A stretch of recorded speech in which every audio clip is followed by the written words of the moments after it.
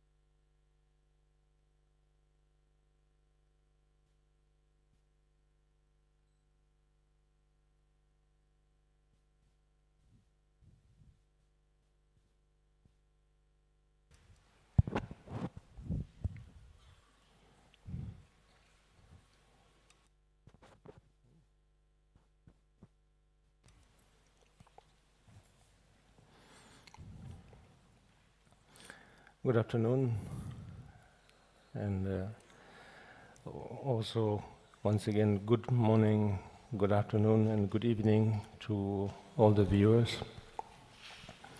I welcome all of you.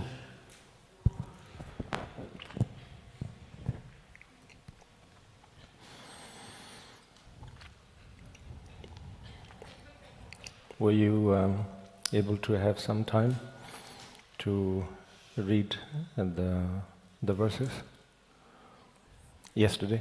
A little bit.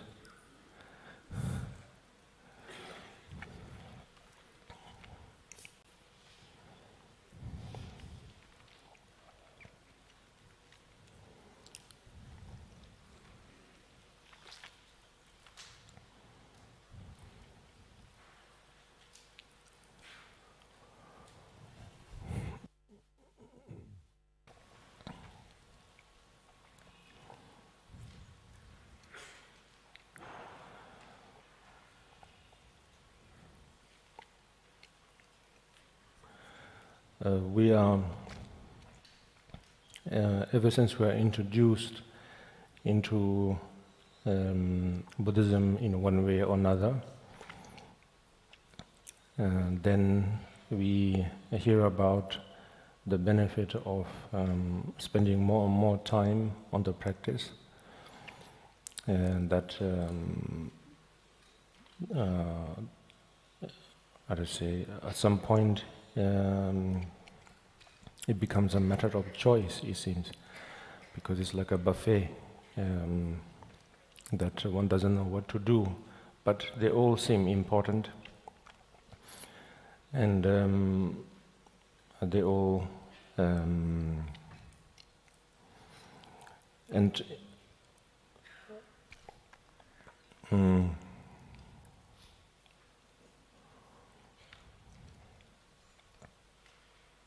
such as well, to most of you, which I'm very happy about, of course, the practice that you engage yourself in, particularly that of the preliminary practices. I mean, we just call it preliminary, but basically it's a clear or pure practice. And then from there it leads, it seems to lead us into various things to do. And particularly then, when we have an orientation of Tibetan Buddhism, then it seems that there is a gradual sort of hierarchy of practices that is introduced by simply stating that this is preliminary practice, and then from there onwards, then we have this as the next step, that as the next step, and so on. And so therefore, sometimes we can have a bit of a confusion, I think, in terms of then how to find time to do all this. And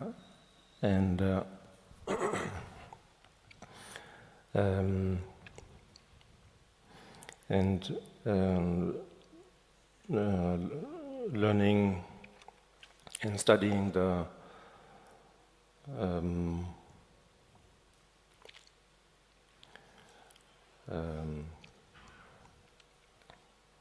sutras and shastras somehow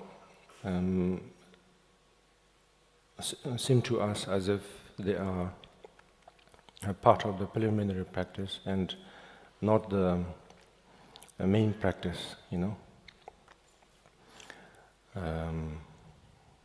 And that it's like saying that one must do something really, really serious, like 3 years or 6 or 9 or 12 or life retreat and so on. I'm not demonizing it in any way.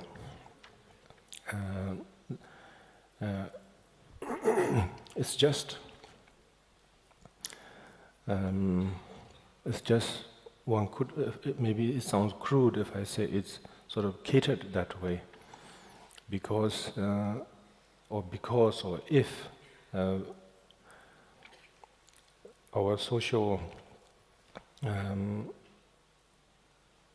status or social structure is in that sense, you know, that we go to kindergarten, then from there the next grade, and then all the way to graduation and so on.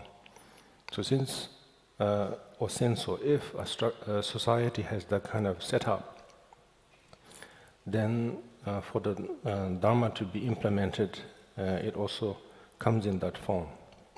That's all there is, actually. Yeah. So the preliminary practice or the four foundation is really nothing really to do with being a kindergarten practice. And particularly the practice of learning,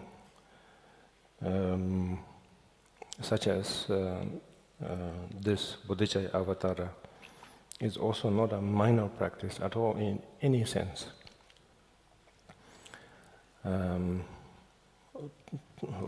To us, we think that at the end, the final practice or the main practice is that of the Mahamudra, you know. And so, let's get to that juicy stuff and cut out the middleman and so on. But if you really observe it carefully with a very clear mind, then we will be able to see that actually just reading this text alone, I cannot say is, but is Mahamudra.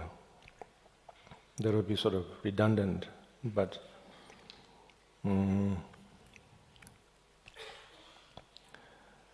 it is as good as, or not to say better, but it is as good as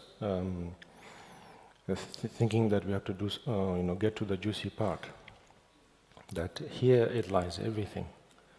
You see, it's so simple. It talks about human psychology without jumping into anything ritualistic or something colorful. I mean, we think it's colorful, yes? To do Mahamudra is colorful, and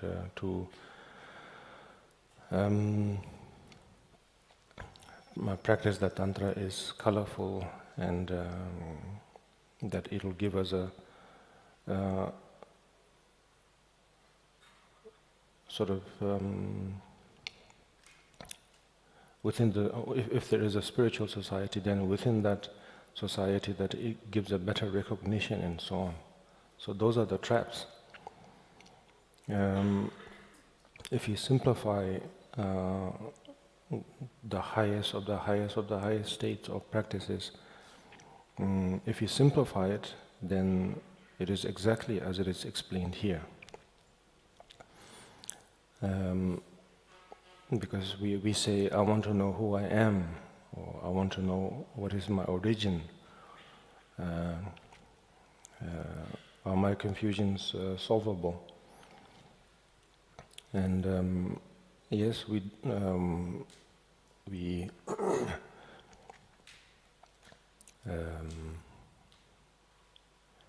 do the occasional retreats, we do the occasional main practices, but then we kind of look down on these practices, and so that's a pity. And I'm not just saying this because I'm saying something new. This is something that every individual who has, who appreciates, who understands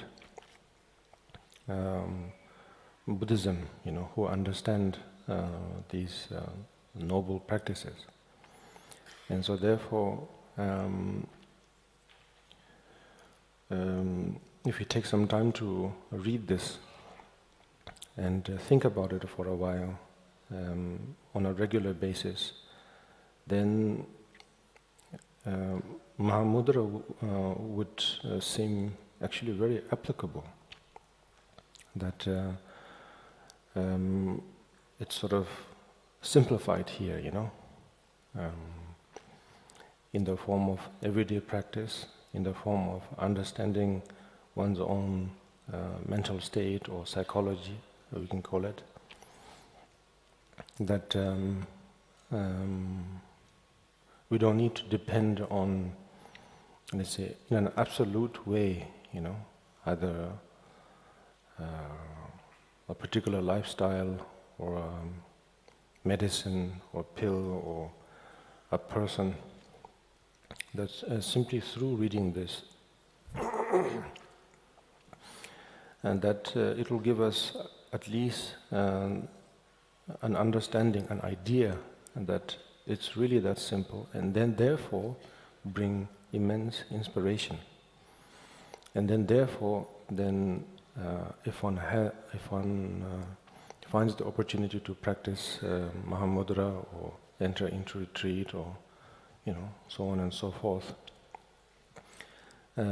then we will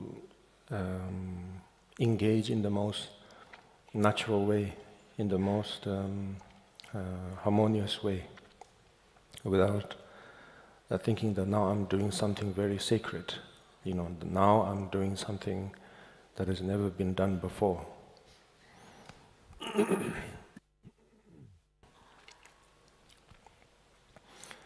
So therefore, yes, it is good to. It is good, and it is also advisable to, from every now and then, to, if there are experts who can explain these teachings. And during that time, of course, we must give all our focus, all our attention to learn as much as we can. But then afterwards, the application is, in this case, very, very simple, It can be one of those many news that we read from our gadgets, or novels that we read, self-help books that we read. It's just a matter of replacing them with this, And then we don't alarm ourselves that now I'm doing something very, very tedious or something very sacred. And just by passing that sort of break or extra time or leisure, without thinking that this is for the sake of all sentient beings and so on, without that burden, you just read and read and read.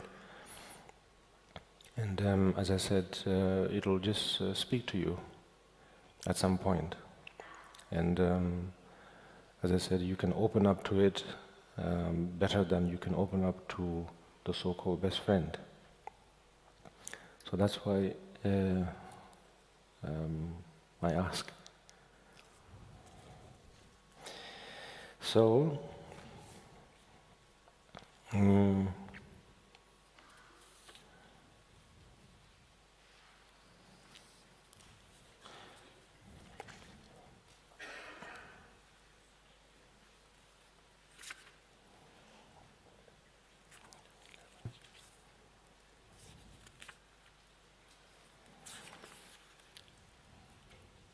I read till the verse 111, I think yesterday,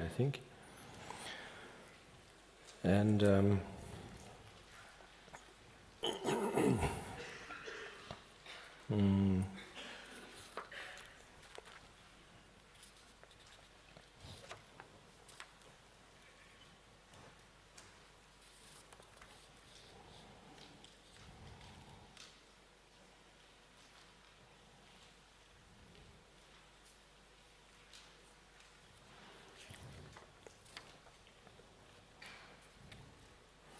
and in terms of explanation, also here, there, till 111.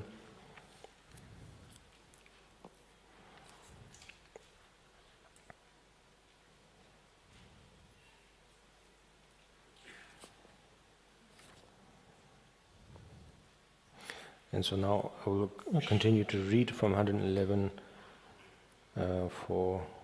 till we have reached some verses, and then see how you go.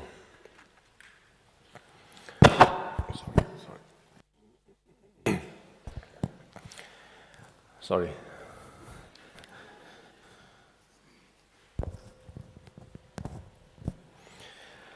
대이치 sem진 신당네 야베 신시 토베송 드당 구제 몽보시 데더라 분숨 8월진 신제 남단 자발에 산지 춘rum다발라 자라 구제 대진도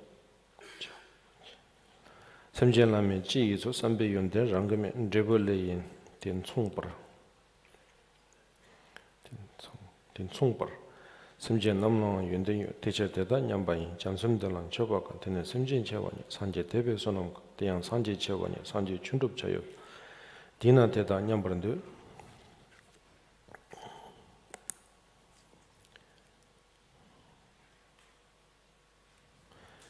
디나 대다 냠버는데 윤den견선 타입의 산제남당 가면요 윤den 초초 직부이 윤den 시점가시라 나나 대란 초된도 감송부양 총원주 산지 춘조 제외시 semjen남의 예배는 늦잠다기 참된 semjen choja riponju yin yomin jojen pemba pamenzenala semjen gojamado ba yenganshike lenlenju kanche kudon namin jubolan tela penda lenlenju bena debendo da noje china yang tamje zangoshi do chebracha rishida ge denjoni chana kanche rangi kulang music tela mombada ge chidana ngajaja jen tenje ngomeja kanda dewe tunam jejuro shin kanga nuna miji jonjoban teda gawe toba kunje shin tela neje tulan nobachi chidara lula kune membawan doba kunji idra menjoba 대신 semjen noba chinayan tuji jenam jebe tameto.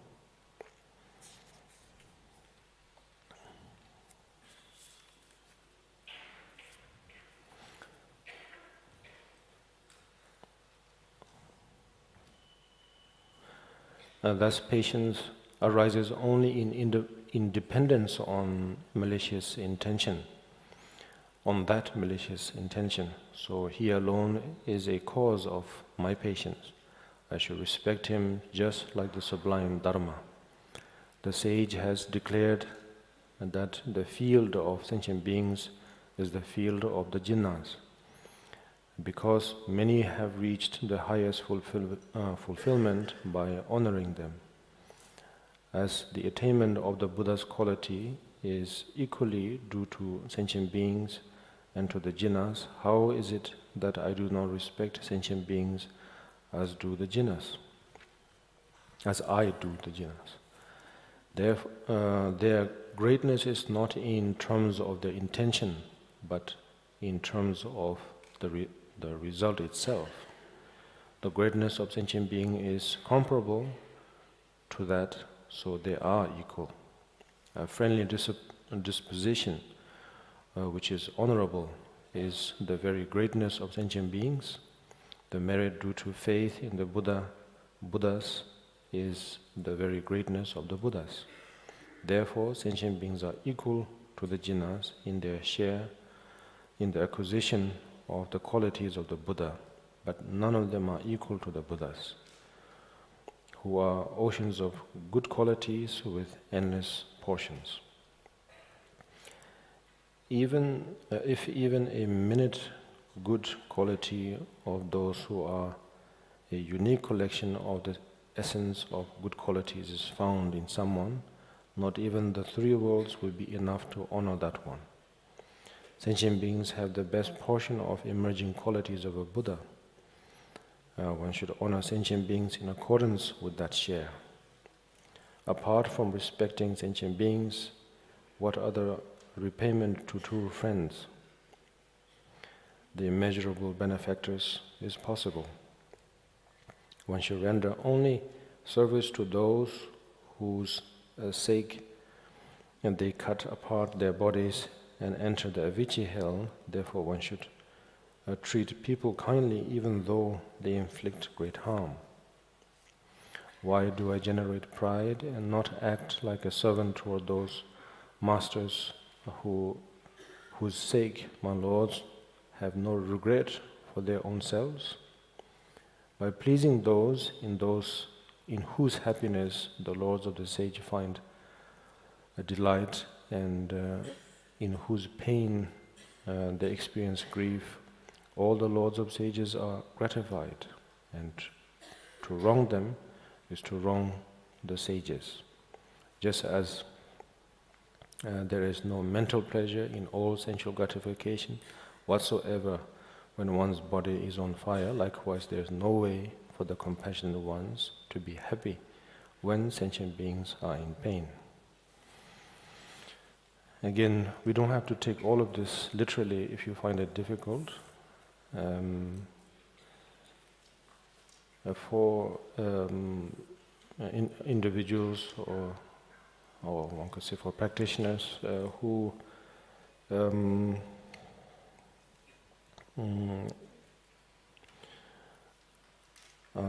knows or who has some sense that these are just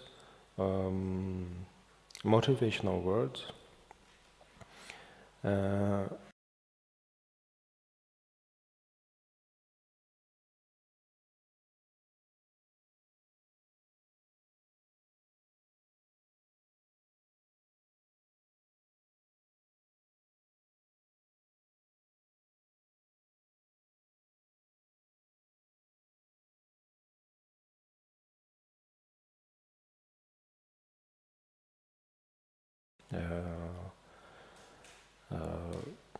I would say to be, well, not upset, maybe that's going maybe too far. We could say disappointed, and that to be disappointed, often that's the most, appropriate word, just word, sort of like a civilized way of saying that deep down I'm angry, But then we say that in a very civilized manner by saying, "Oh, I'm disappointed," So, but all in all, at the end, it's the same, and so therefore, it's not really that we seek time to find a motivation to be disappointed, but because Madhu said we are. I'm not saying we are, but it's just a way of. It's a manner of speech. Yes, that's all. So don't take it personally. When we feel that I'm disappointed in someone, then if we sort of investigate, if there is a friend who asks, "So why are you disappointed?" then if we explain it in length, if we sort of describe as if we are describing it to a sort of psychiatrist or to a best friend, then we can see that somehow you have to explain it in a way as if there is a motivation, to be disappointed. And therefore, just as when we read these verses, even though it's just, how to say, translation or the language itself, sounding maybe archaic or things like that, and therefore maybe not so pleasant in the ears. But if we examine the so-called history of why we are disappointed, yes, then we can see that that it has almost a complete history, as if there is a motivation, And then if you recognize that, then it gives quite a... then we will not feel that this is a very religious language. That as if I'm displeasing the Lord, who goes by the name of Buddhas and Bodhisattvas and so on. That instead, for the very fact that we feel disappointed is that either me or mine, or my friends, I'm not disappointed because it's not personal, but I'm disappointed because these friends are such and such, that as if they are like Buddhas and Bodhisattvas. We don't, of course, we're not naming them that way, but if we sort of really examine the emotions, it is without naming them, the stature we give to the so-called well, not to say my belonging, but to what is called mine, comes in that order, and therefore it becomes a reason, it becomes a cause, it becomes a motivation why I'm disappointed, why I want to, let's say, solve this issue, and so we justify it in that way, and yes, to serve justice, to bring clarification, to bring if there is a seemingly sort of dispute or something, of course it's great, yes, to find ways to bring bring them together, to bring clarity and all.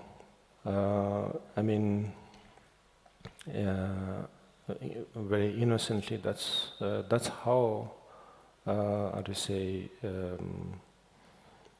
or peace talks, negotiation, compromise,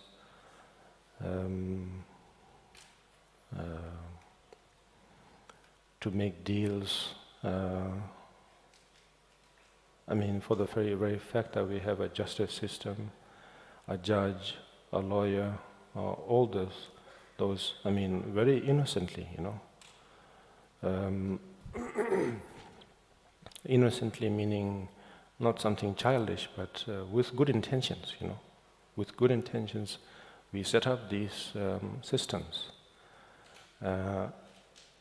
in terms of if it's to solve a great collective issue, then we create those systems, because one individual cannot manage, yes. But if it's within families and friends in smaller groups, then in this case we don't bother those systems, but then we become the advocate, we become the judge to see what is right and what is wrong. And so, of course, in terms of at least the intention is we cannot deny that the intention is good, But what Shantideva is saying is that if you have awareness, then you can spot between the lines, read between the lines. If there is a little, a little crack, that somewhere in between that there is a sense of anger, that although the action, it all seems perfect, beginning, middle, end, all seems kind of perfect on the surface. But at the core, if you examine, he's not saying there is, but if there is, if there is some tinge of anger for being disappointed, then how to say,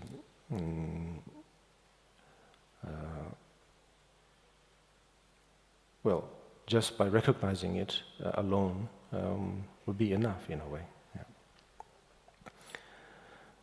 Yeah. And so then, in that sense, then we will see what kind of motivation we have. That we all seem to have our own version of what is right, what is wrong, and so that right, that right is as high as whatever spiritual background that we grew up from,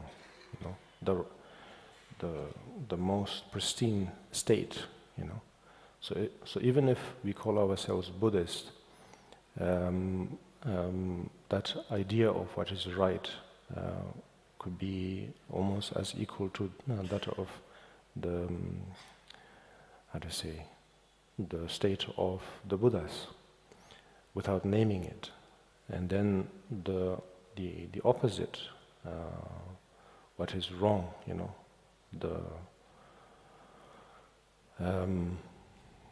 the furthermost,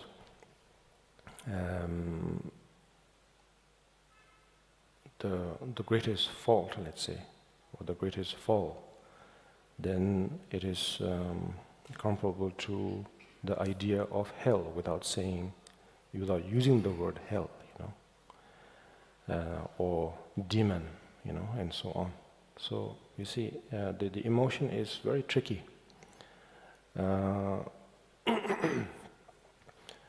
Very innocent, at the same time very tricky. And so therefore we need great awareness, and only through that awareness then we can spot them. If you just judge by the surface and look at it, everything seems fine, everything seems normal, as if there is world peace, fair and loveliness and everything. But if one uses awareness, or through awareness, then one can spot these small things. Yeah. And they're not in any way evil, as I said, they are perfectly innocent, yet then it just doesn't match, So, for example, if one paints, then if there is awareness, then you can spot those very, very small details, that just sort of disrupts the flow of that particular painting. Just one small detail. And so therefore, if there is awareness, then it's, then it's easier to manage it. So in here, it has really nothing to do with eradicating anger. It has nothing to do with demonizing the faults. It's just a way to become aware of them and then managing it. And so therefore, if these words sound too religious, it's just managing words, that's it. So it's nothing to do with becoming holy and ritualistic and religious.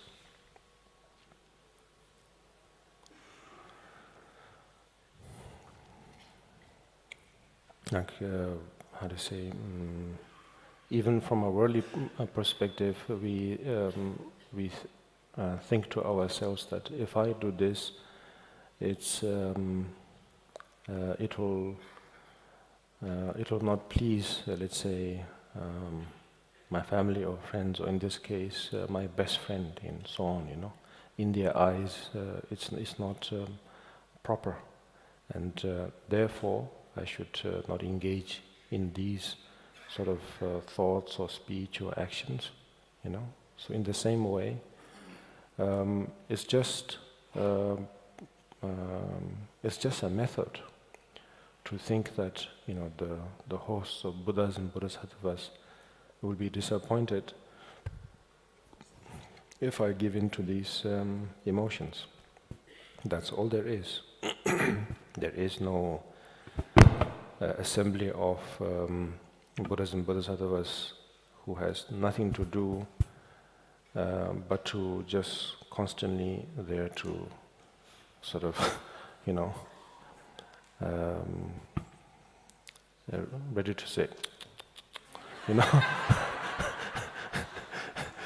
and then, just imagine the refuge tree, yes, that we imagine. My goodness, as large as the universe, and then there are just myriads and myriads of Buddhas in all sort of in unison going, So that's just ridiculous, yeah. But if you get jumbled up, if you get mixed up in words, it can sound like that, and think that that is the practice of refuge, and then one can just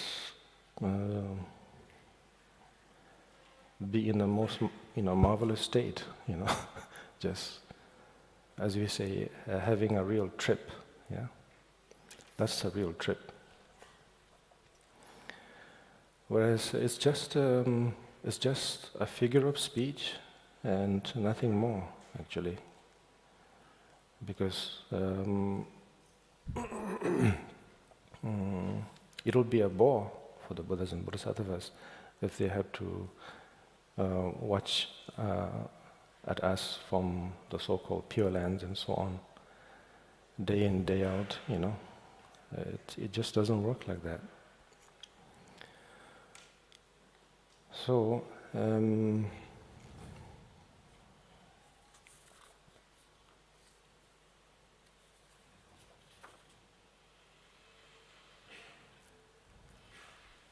yesterday we got to a certain extent about basically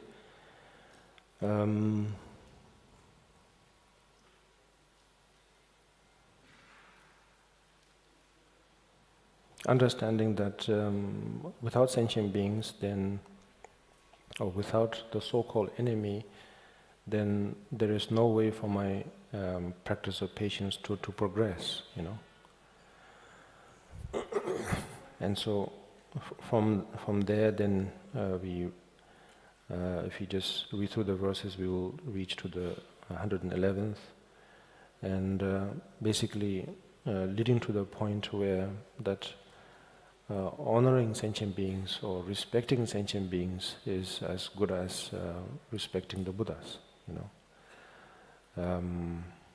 It'll be, that idea would be very similar to thinking that sentient beings are, or ordinary sentient beings, or strangers, or the so-called enemy is our teacher. So then from 111, if you go downward, Shantideva, sheds more light or brings more clarity in terms of why it is appropriate or why it is beautiful and meaningful to think in that way on one hand, but at the same time we don't have to again mixed up in words and think that sentient being is Buddha, So, because if you think in that way, then again we make the grammar useless and then not be able to talk actually. So, yeah, the problem is with words. So, sentient beings or the so-called others are extremely helpful. And you see, if we sort of summarize this, or if we zoom out, let's say, and then view it as a whole, and then it will complement in terms of what is it, or what it is to be, or what it is to be a bodhisattva. The idea of bodhisattva. That's why why bodhisattvas are praised from many ways, almost as if it's more important than the Buddhas. To become a Buddha is basically gaining awareness, simple as that. Yes, but after that awareness, one could say, then what is the point? What is the point of gaining that awareness? I mean, that's again, it's sort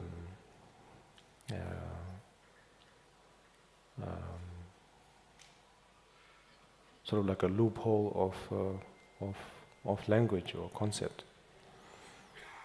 But if you still continue with it, then we can say the whole reason or purpose to become fully aware is so that one can become a bodhisattva.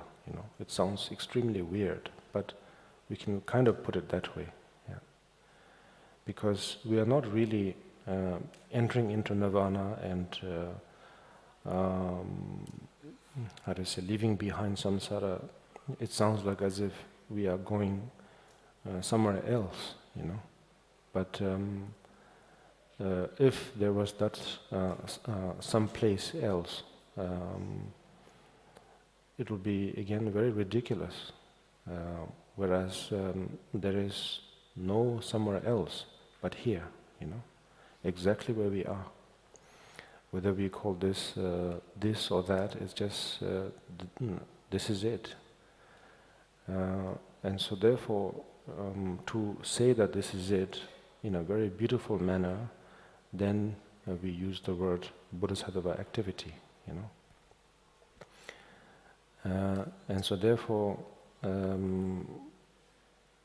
if this is it, then in here, if it feels like as if there is this emotion or anger rising here, or cause of anger rising here, or and then desire here, ignorance there, and so on. And so therefore,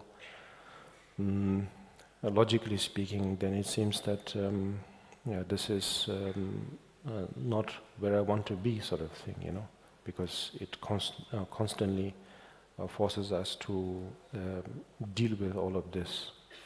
And so to again clarify that those ideas, then the Buddhas and Bodhisattvas found or uses the very same language we use, the very same concepts we use, and just turn it around slightly, Just give it a different angle, and that's all it is. And so that all these causes of anger and afflictive emotions, then suddenly we see them as great causes to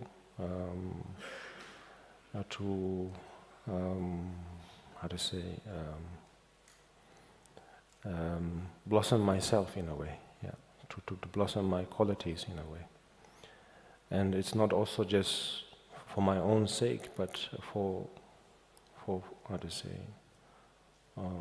everyone, or one could say for here, and nowhere else. And so in that way, then there is no need of a real escape or a real, tangible liberation. But exactly where we are, we have everything we need, if patience is beautiful, if ethics is beautiful, if generosity is beautiful, if meditation is beautiful, if effort is beautiful, if wisdom is beautiful, we don't need to look for a pure land in order to acquire those, in some foreign land, but exactly where we are, we have all the causes and conditions in abundance, In a way, if the more time generates, the more fertile it becomes, and so therefore, this is exactly where I want to be, Then that's where then one sort of becomes comfortable and feel at ease of exactly where we are, and that we don't need to do anything really extraordinary. That's how I understood it so far.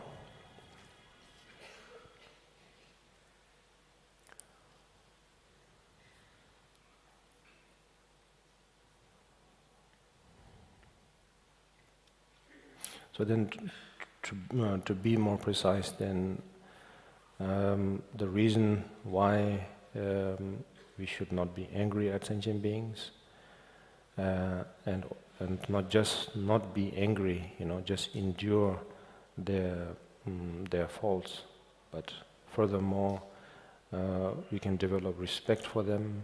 We can develop appreciation towards them. You see, step by step, then to a point where we can even venerate them or respect them as good as respecting the Buddhas and Bodhisattvas.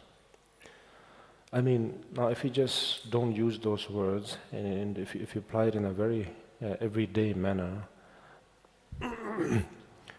enduring the advices of friends, very simply. Enduring advices of friends, and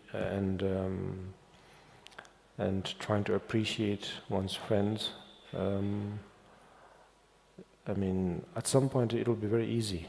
I mean, it is already very easy, but just to accept their expertise, their care, their nurturing is obviously very easy to accept. There is hardly any kind of endurance or patience required, and so therefore, whereas the opposite of friends, the enemies, that they can really give,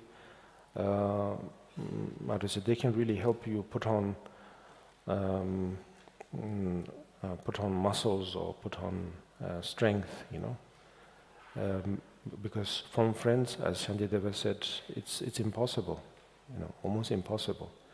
I mean, friends or Pure Lands, same thing, in this case. That in that sanctuary, then, I mean, why? What good use is patience there? Because there is no challenge at all. But here, we have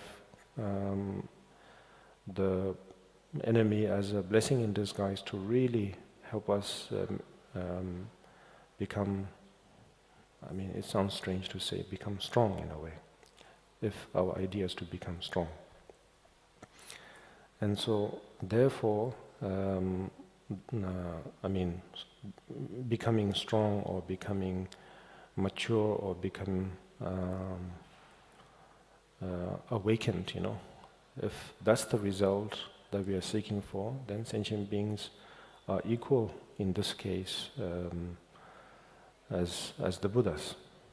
But at the same time, it doesn't mean that we have to take refuge in them, that we have to prostrate to them or things like that. And that's what Shantideva is saying, that sentient beings help us accumulate immense merit, such as generosity, discipline, and in this case, patience. And so therefore, these qualities are extremely important if you want to become, how to say, or if you are seeking for the perfection of awareness. And so therefore these are like jewels, and so therefore we have to respect them. And if it helps to think that if I don't respect them, then Buddhas and Bodhisattvas will become disappointed, so be it, because whatever works for that moment, that's it.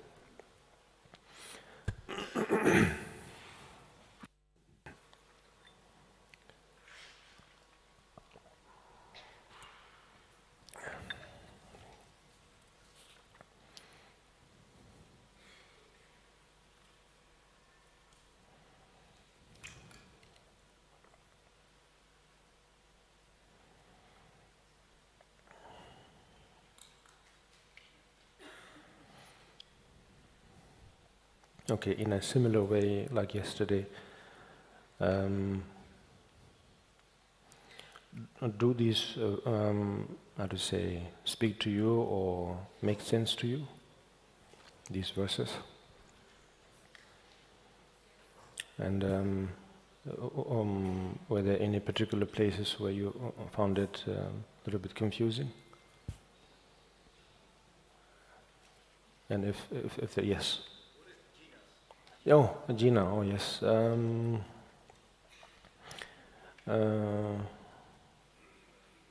It's of course Sanskrit, and it has, although I don't know Sanskrit, but it has something to do with victory. Victory or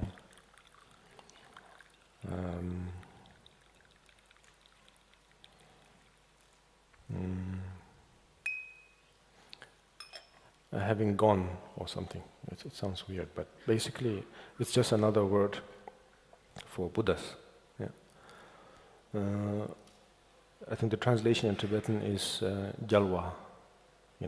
We use the word a lot. Yeah. So it means victorious. Yeah.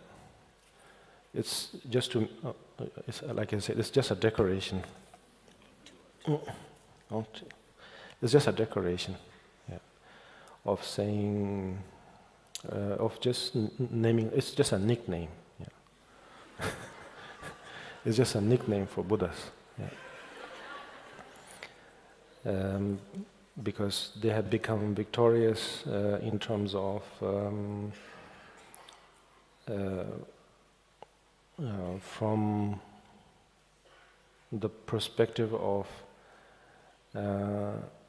overcoming afflictive emotions, overcoming habitual pattern, overcoming obscurations. It almost seems like an impossible task, yeah.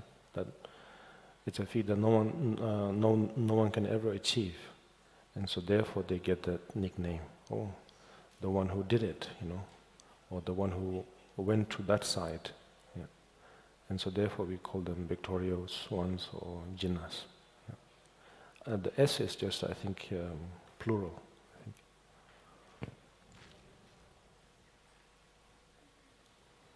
Yeah.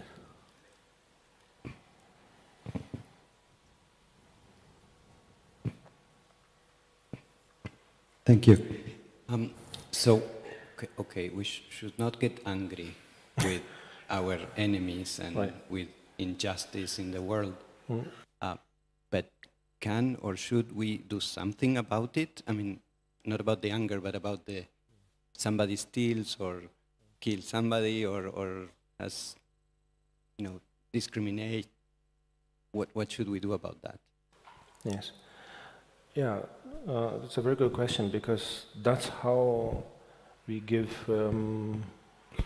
I'm just answering directly here and there, okay? So therefore, my answers would be very clumsy, and therefore it could spark more emotions, But I'm just answering just directly to that question. And so anger, as I said, sort of festers or grows in a very innocent way, and that's how it begins. Yeah. So overall, that actual violence, that very sort of sinister sort of state, that of course nobody wants. Yeah, nobody wants to see that. But how to say but how that sort of grows is very innocently grows, something like that. And so again, that by saying that, we are not demonizing for the fact that we recognize that as if, okay, there is something going on, this is weird, this is strange. We're not saying that we have to block that, and shut that, and then just have a blind eye or a deaf ear and so on. And so that's why the path is known as a path of simply observation, meaning to observe things, you have to open your eyes, you have to open your ears, and particularly you have to open your heart, because sometimes it's a lot to take, more than eyes and ears. It's a lot to take sometimes. Yeah. If this strange occurrence is happening quite close, quite quite near, yeah, to the so-called mind, So mind can be based on because I'm rich, then my rich friends, or because I'm poor, my poor fellows, and or because of my color, because of the color of my skin, or because of my religion, or because of my language, so many things, It can become closer and closer, yeah. And therefore, then we don't know what to do,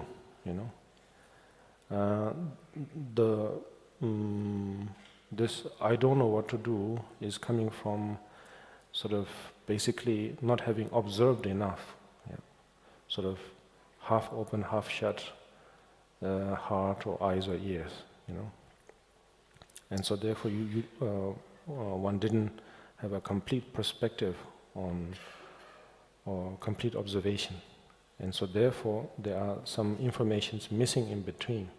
And therefore we feel, I don't know what to do now, And so therefore then it silently, very discreetly sort of aggregates or accumulates. And then one day when this strange occurrence becomes little too close, then it comes out, ow, sort of like, yeah. And just like self-defense, yeah, like animals, I mean, it is said there in which verse I forget that animals, if you don't harm them, they don't actually attack you, even if they are ferocious predators, tigers or lions or snakes or all these. Yeah, it's just they have very.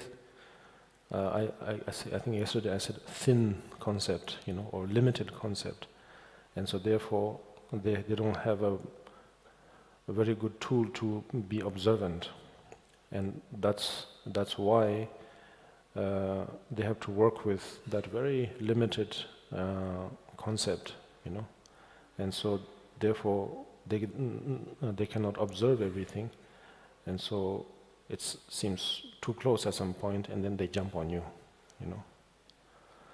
So, yeah, observation or practice of awareness is the key in this case. So in here, we are not really, at the end of the day, pick something solid called patience, at the end of this session or at the end of this course, and go home and then, find out. There isn't. It's just we are being observant of, okay, there's a concept called patience. And that seems to emerge because of another component called anger, So you see, you're not taking any side, You're not taking side of the patience and demonizing anger. You're just trying to have a wholesome view that they are constantly like form and shadow, that they are always together. It's just that when there is a lack of awareness, then the only thing we can see till now is just that one particular side called anger, But we haven't seen that other side of the moon, or sort of, And so the observation will help us to see that, okay, there is another side to it, or at least it is related in a very intricate and amazing way to patience, It's like saying, if you look at medicine, at the end of the day, it's poison, yes? But poison put together in a very skillful way that we can call it medicine. So yes, when we form a society, and then we have to accept that whatever form of society, no matter how many great thinkers and bright minds and brilliant minds that we, put together, put all of their heads together and form the perfect society, there will never be one, yeah? Why? Because it's just, first of all, it's impossible, and then secondly, or mainly, it's just made to, the society has to be formed by thinking on one particular side. You can never have a wholesome view. It's impossible. Because, and that's why then, at the end of the day, the society will think of a particular rule or at best a guideline, but even that guideline is just arbitrarily accepted, agreed, because like I said, the criminal is actually gone, has become victorious, into yesterday, And so that same pattern of that very criminal today is actually a completely new one, yes.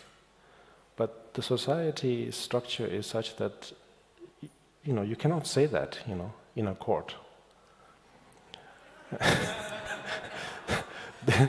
then how, the lawyers and the judges will have no job.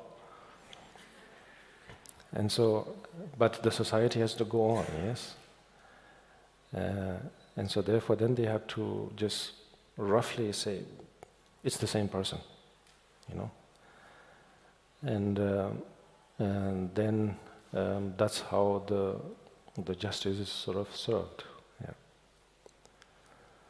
So if the criminal is very smart, then one can, use those informations and get away. Or if the lawyer is good, then one can use those reasons, and to prove innocence, yeah. But ultimately, it's impossible to serve justice, yeah, because roughly we can say it's gone, but if you become a little bit more precise, it's always going. The criminal is always going, slipping into the next hour, the next minute, the next second, the next moment. And so continuously, it's fresh. And so therefore it's impossible. Yeah. But society, meaning maybe some of us understand, or maybe you understand, or maybe I understand, but now within that society maybe there are others, who doesn't understand that, but who feels very strongly that something needs to be done. And so therefore then you don't have much of a choice but to agree again that it is the same person, or it is the same situation, and therefore we are dealing with it, So if, the engineer that we call to fix the AC or the heater, yes, it's the same situation. Yeah.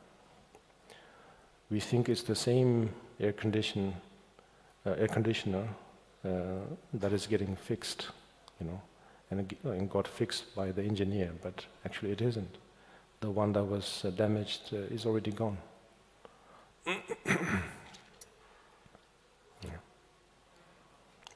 Does it make sense? Yeah. Here, there.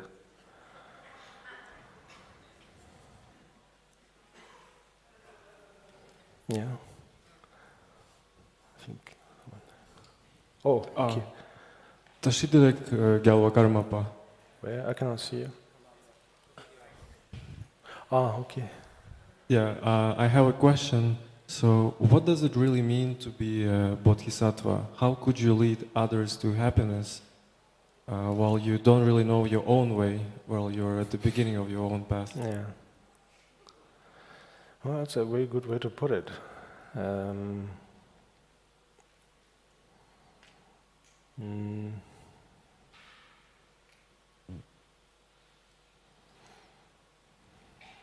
I guess one could say that being observant is the meaning of being a bodhisattva, one could say it that way. One can sell it that way, or one can sell it in a way by saying that by realizing that there is no way around anything, there is no, just if you just connect it to what we just discussed, or what I just answered, that realizing that there is no way of serving justice, one could sell it in that way, that knowing that is part of becoming a or part, or is what it's like to be a bodhisattva in a way. Yeah. Again, just like how I said, the word, the Sanskrit word jinna is a nickname, yeah, for somebody who has woken up. In the same way, somebody who is, one could say, maybe somebody who's very emotional, meaning that there is simply no way to save all sentient beings,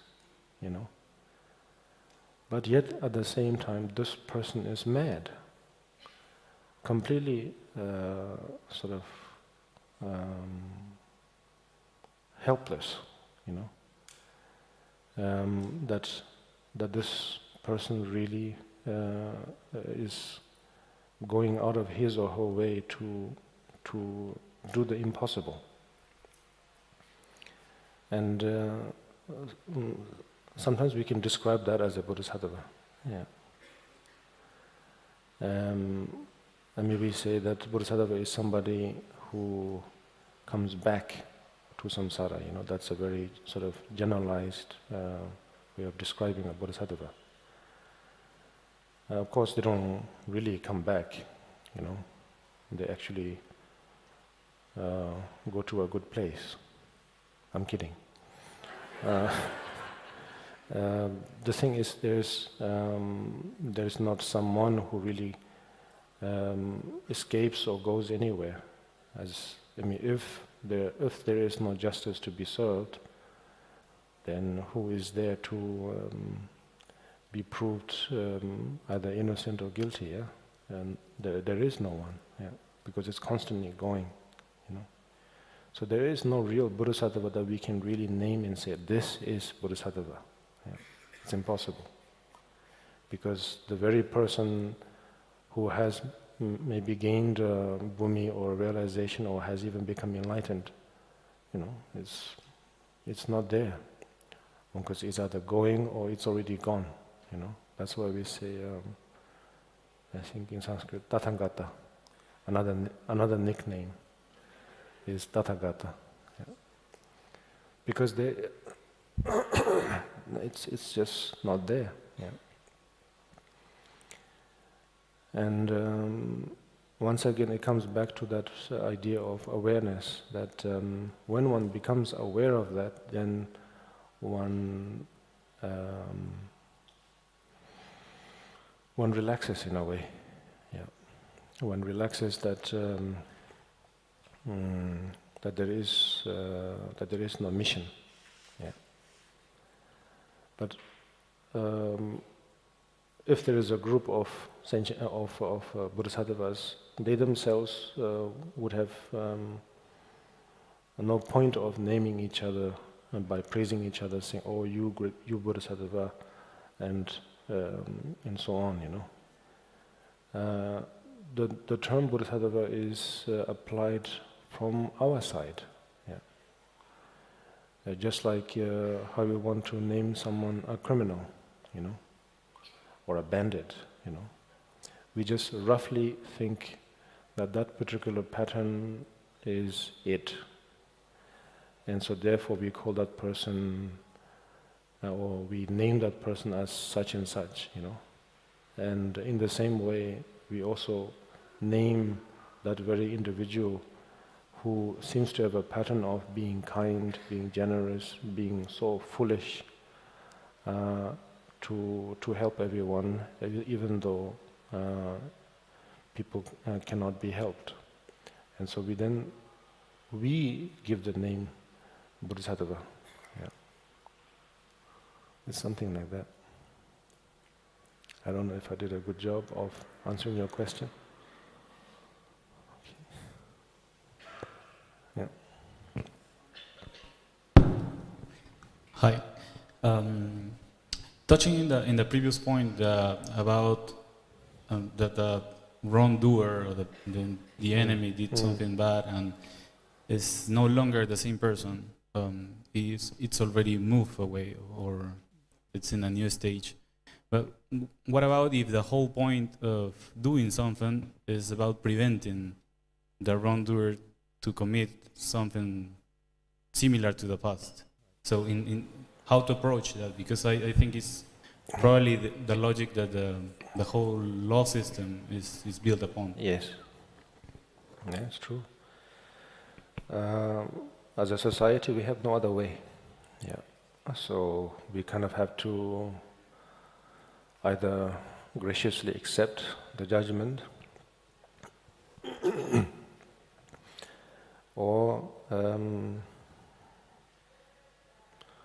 find a very good lawyer, who understands a bit of Buddhism,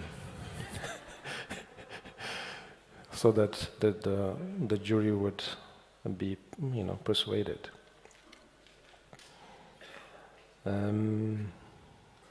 Yeah, it's a very good question. How come that they repeat, or they seem to repeat, and fall into another destructive pattern?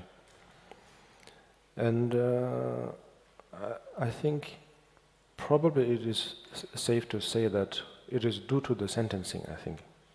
There is no other way to say it. It's due to the sentencing or due to the justice that is being served from a social point of view that causes the very criminal or the so-called criminal to repeat again.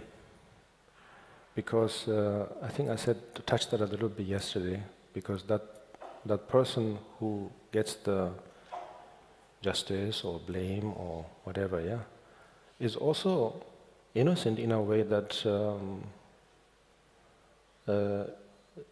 when the sentence is given, that person feels confused also.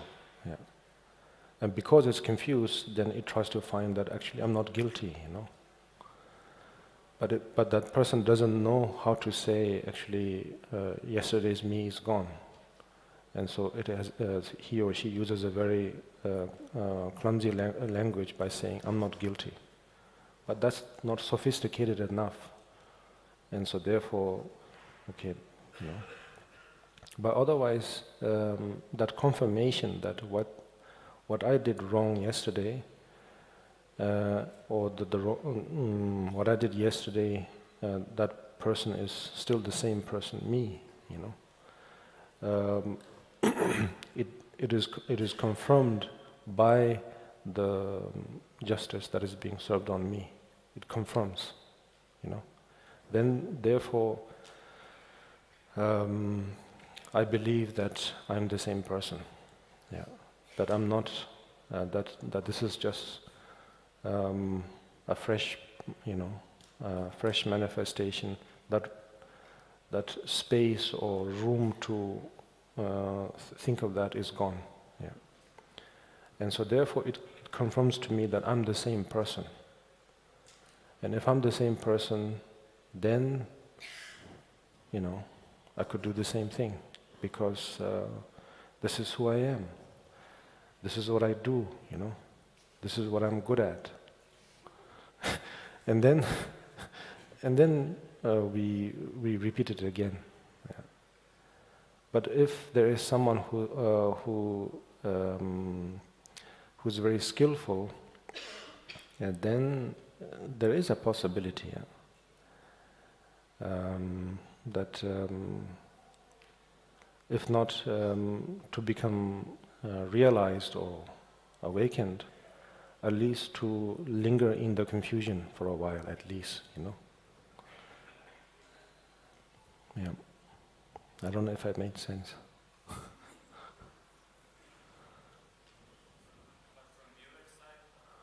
The mic is behind you.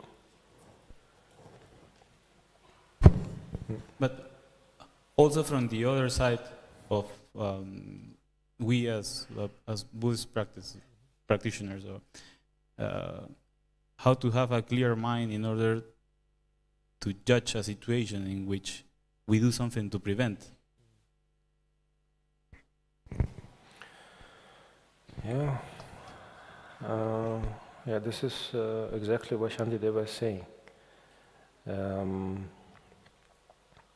that we will find millions of reasons at the end to have a judgment, you know. And it's not a bad thing, you know, but you see, we will always find a higher ground, you know. We will always find a more sort of, almost like a spiritual ground, you know, that, you know, this place, from this angle, then what to do. Yeah, so for that, the answer is pretty much the same, that we can just roughly agree that there are things to do which can prevent, you know.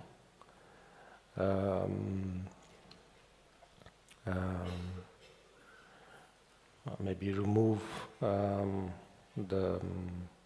keep distance, remove the source of addiction, and this and that, you know. But it's not completely wholesome, you know, those methods. It's just sort of temporary. It doesn't really deal with the core. Yeah. But they are great, you know. There are lots of you know, conventions like that. Yes. Counseling groups, and how to say, strategies also.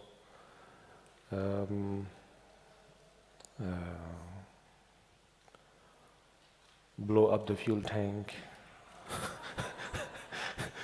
You know, tons of things, yeah. But it doesn't deal with the core, yeah. Or someone, or how to say, remove their sticks, or yeah, many things can be done, yes. And it goes, maybe some of them goes quite far, yeah, but not far enough in a way. So at the end of the day, it really comes down to just how to say, becoming more and more aware that how one thing leads to another. Yeah. And now in terms of prevention, maybe the best one can say is the chapter of calm abiding and mindfulness from this particular text. Yeah. And we can relate this to Dharma activity. Yeah. The Dharma activity is nothing really grand, or the activity of prevention is nothing really grand. It's nothing supernatural. That at the end of the day is having, on one hand, being mindful or having awareness, and on the other hand, if I say having discipline, maybe it doesn't sound too good, maybe, but it's like, how do you say?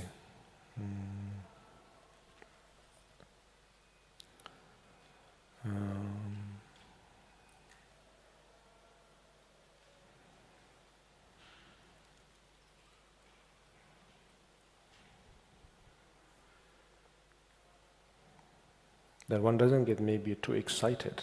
Yeah. Maybe that's one way of saying. Yeah.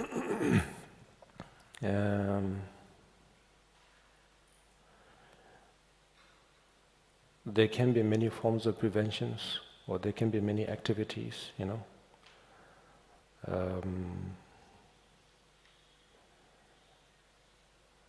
activities, what is a Dharma activity as such as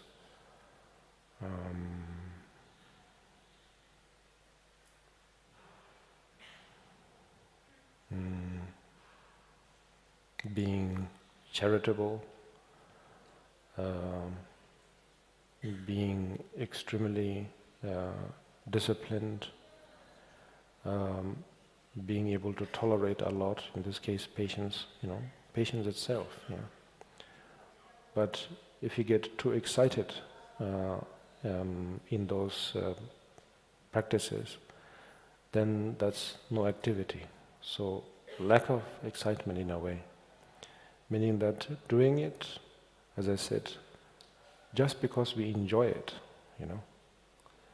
just because being generous is enjoyable. Enjoyable for now because you feel that it's productive, it was a productive day, that you were able to help someone who was in need, or being disciplined, and that because of my discipline I was able to fold my shirts in a nice way, and not just toss them up, from the washing machine and just toss it on the bed or something like that, That itself is discipline, yeah.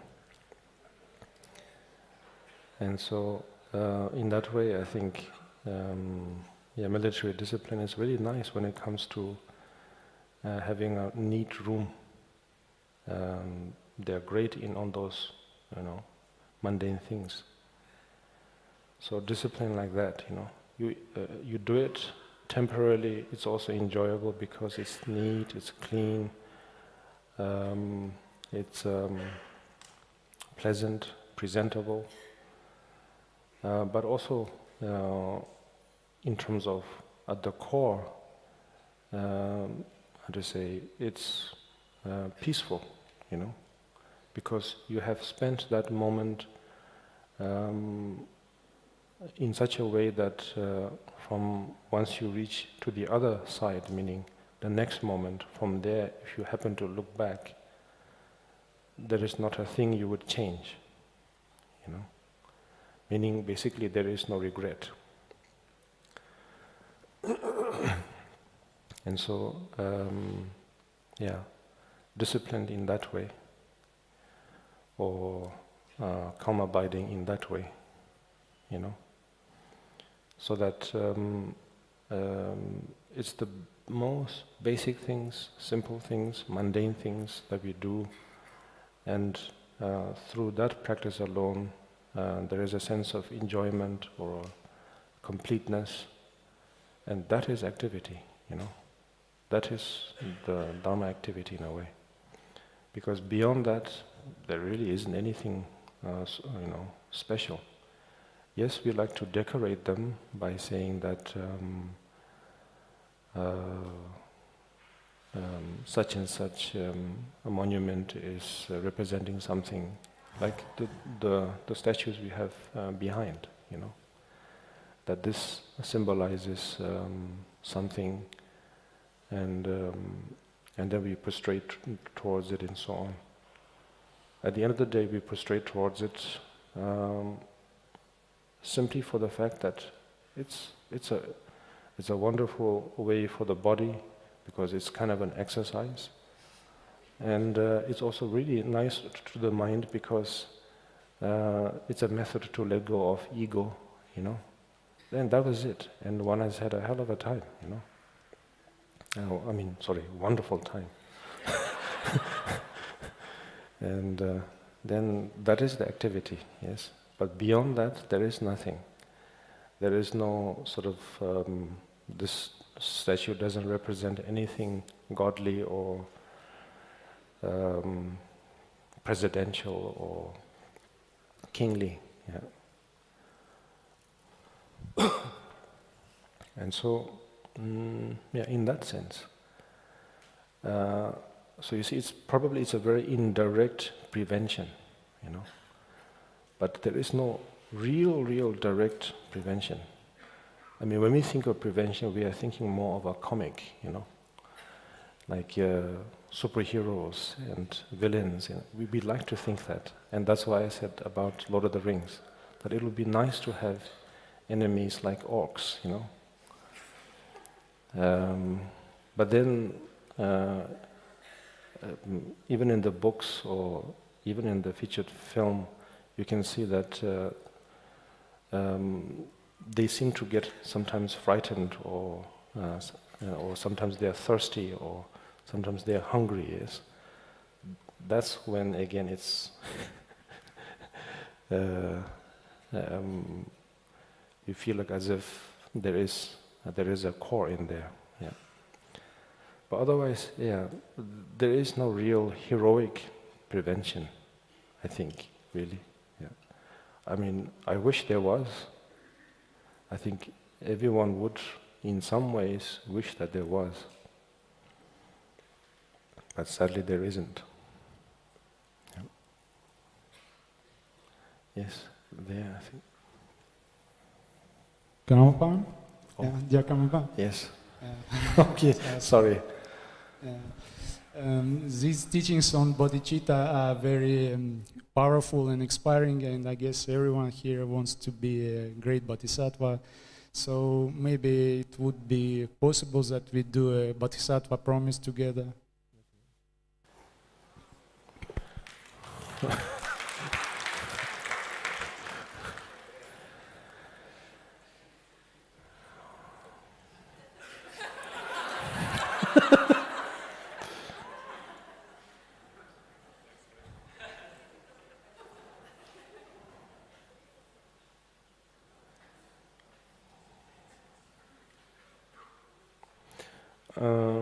Day after we are doing it, yeah. But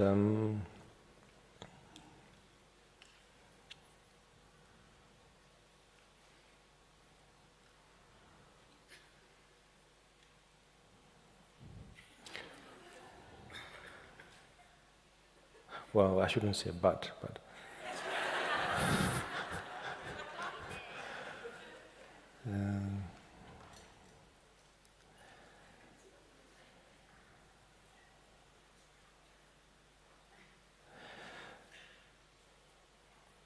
it would be interesting to view the Bodhisattva vows not really like a contract or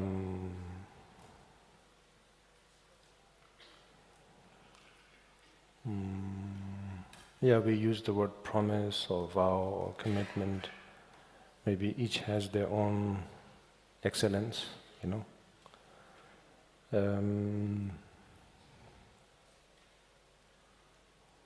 but it's not exactly a vow or a commitment or a promise, at the end. Yeah. It's just a change of perspective, sort of being skillful and channeling one's perspective, because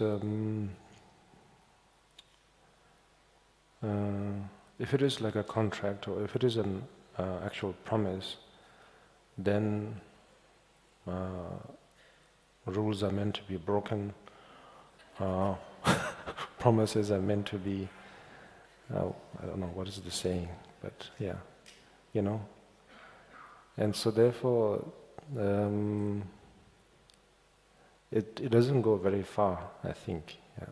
So I'm not, I didn't say but, so therefore, I'm not negating anything, but that's something I think very essential to keep in mind, I think. Yeah.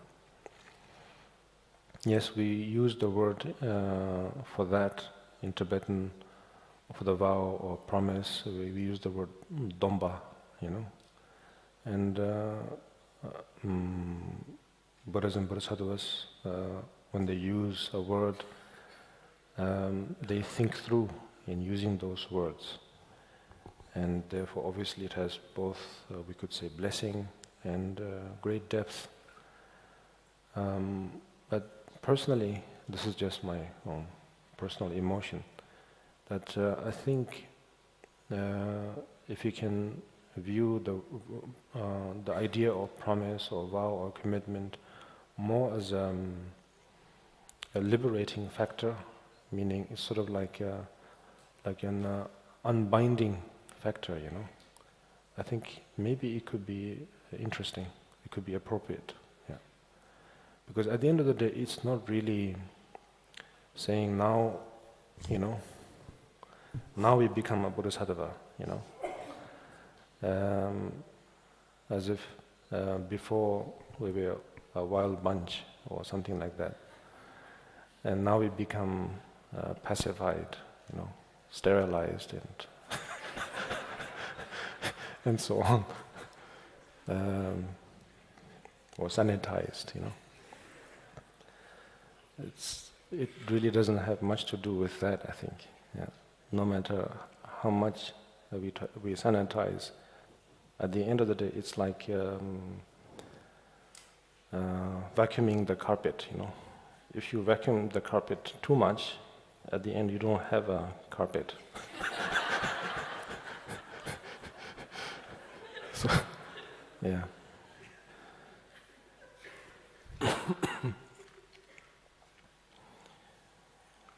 Yeah, so it's we're not really changing anything. Yeah, we're not.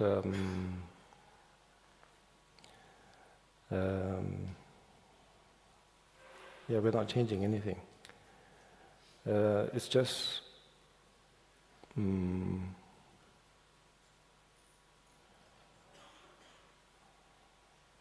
everything gets renewed by itself, constantly. Whether there is religion or spirituality or philosophy or politics or economy or anything. The fact is, everything gets renewed by itself all the time, and we can observe that through so many lenses. And so therefore, we don't have to add anything, add an extra change, and so therefore, these vows, which at the end of the day is just a practice, it's not a real vow, it's just a practice.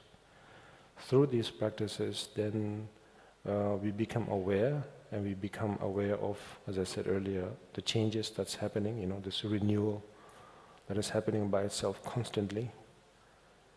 And then we are just happy, we just rejoice that, oh my goodness, it was always happening this way. Looks like I don't need to put any kind of effort. So therefore, you be at ease by simply becoming aware of that, and that's all it is. Yeah. Yes, that doesn't mean that because of course we have to be again to the point and practical. Yes. So yes, there are certain words to say, there are certain procedures, there are certain practices that we do by saying, okay, now I'm a Buddhist, now I'm a Bodhisattva, now I'm this, now I'm that. It's not that they are completely, void of meaning, and it's just completely just unnecessary. They have their own places. They have their own places, just as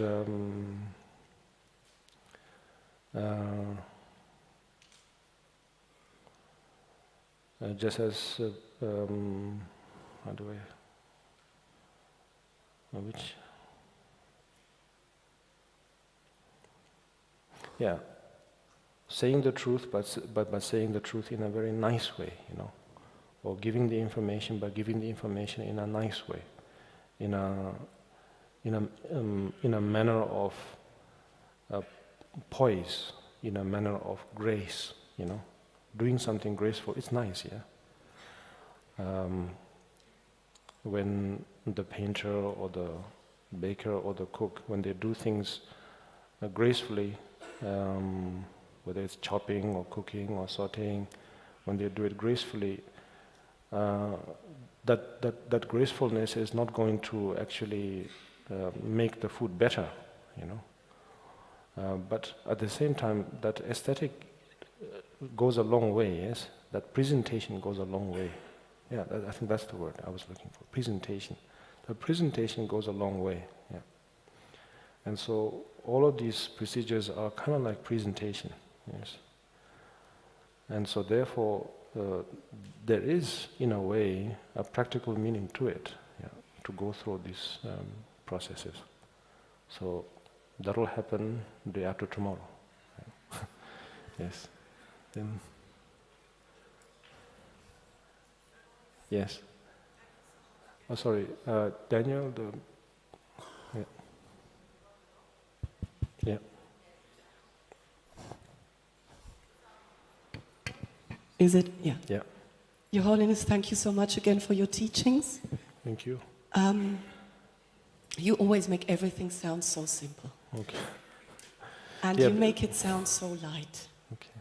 And I'm trying to put this together in my mind in a way that makes sense. I really hope these questions are useful for everyone, because I actually have 6 questions. Oh. I can try to put them in yes-no manner. Okay. Oh, that's good. We have been talking about justice a lot. Okay. Because I think justice in a Western society has a very different meaning or different understanding because of different concepts than in Eastern society. Yeah. To cut a long story short, could we say there is no need for justice because the phenomena arising and karma arising and manifesting is justice in itself? Thank you. Yes. Okay. When you say about anger, it's enough to just recognize it. You said that a couple of times. And sometimes we have that in therapeutic settings, or also when people do constellation work or have traumas, when the trauma is seen or when the other person is seen and there's something like, I see you, like in the avatar, I see you. That the trauma dissipates, it dissolves. And when you say it's enough to recognize anger, is that something like then it's self-liberating? If we have the awareness, we see the emotion arising, it is there, we see it, and then it goes. Is that what is meant with self-liberation or self-liberating? I would have to say yes. Yes.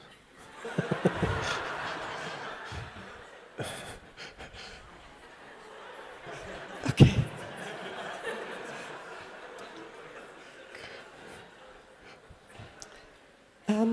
You say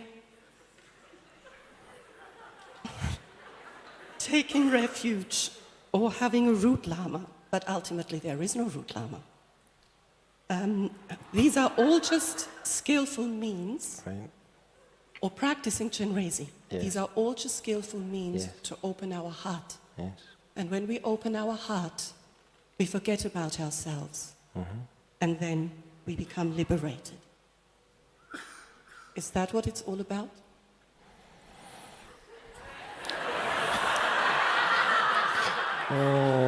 Yes.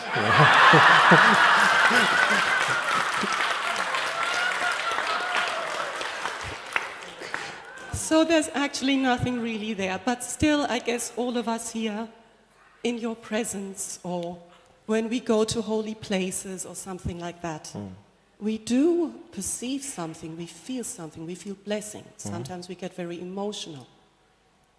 What is this blessing that we feel? Is this like a sense of, this is maybe really stupid, but I'm going to say it.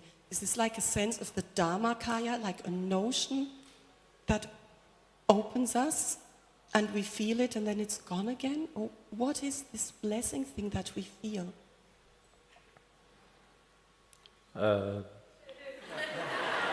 Sorry, is that a sense of the Dharmakaya, yes or no? Yes.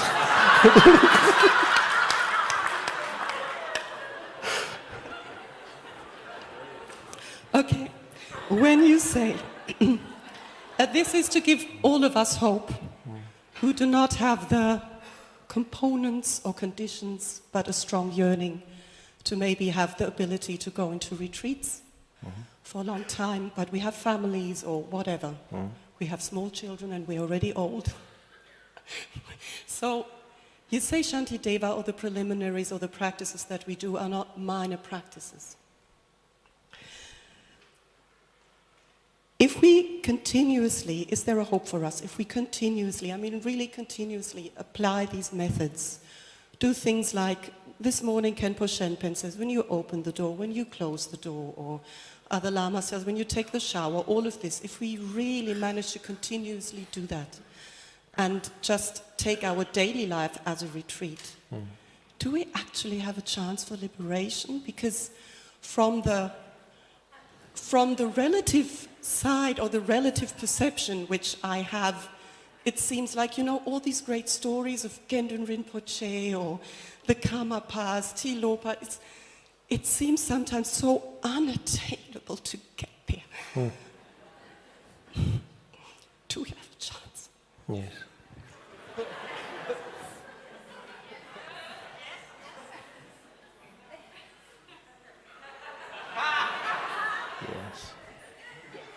Yes.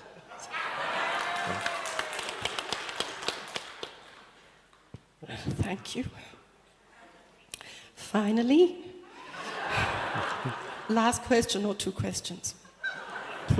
You say,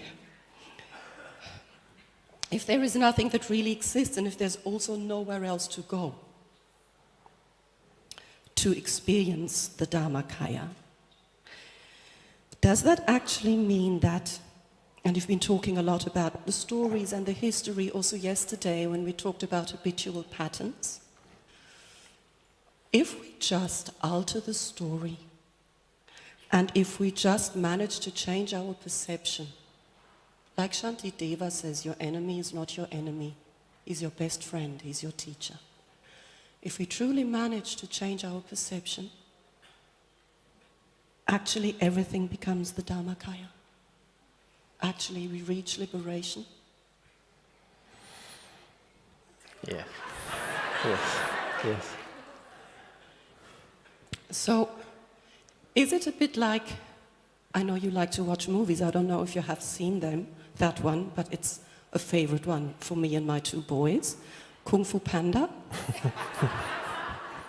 You seen it? Yes. It's a fantastic movie. Yes. So all of them. Kung Fu Panda 1.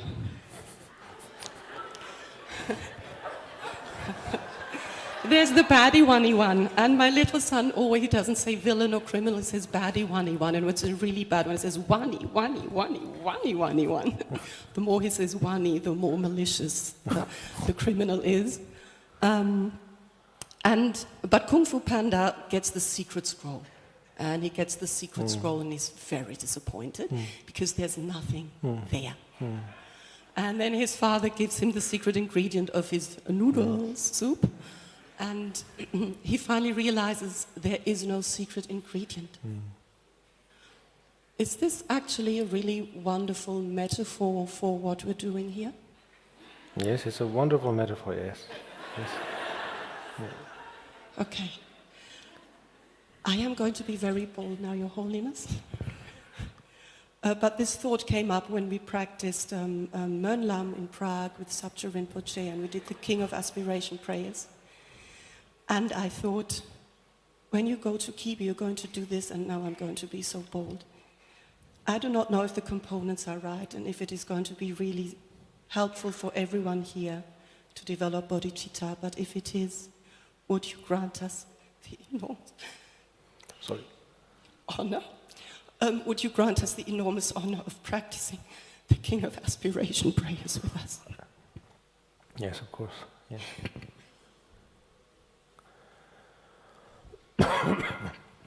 Thank you. Thank you so much.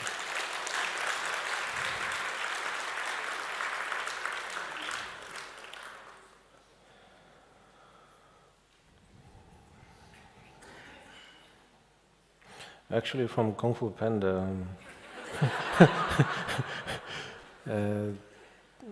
of course, I think no one can ignore those parts, yeah? The empty scroll and this, they're having no secret ingredient. Another favorite part of mine was actually when Kung Fu Panda asks the Master Turtle, if this is the spirit realm or something, then can one go back? And then the Master Turtle says, I don't know, I haven't tried, you know. And to me that was also another great moment, yeah. It's being then that sincere, you know, from both sides. One just asking a very sincere question, and the other one also answering a very sincere answer. Yeah. I don't know, I just wanted to share that. Yes.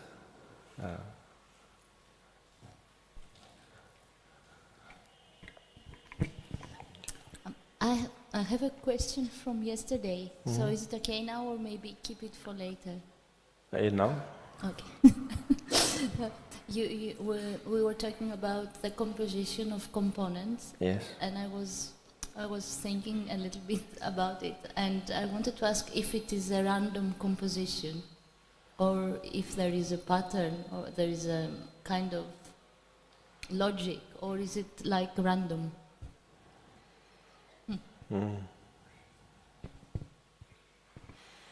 Yeah, I think when it comes to painting, some artists just sort of paint something just randomly, yes, and then whatever seems to suggest, then they accentuate that. Yeah. And some, they have a sort of an idea, and then they have a plan in a way. They have an objective, and then they paint. Both are fascinating, you know. And so therefore, how to say,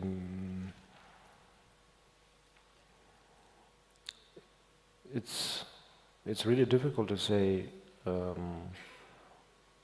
whether there is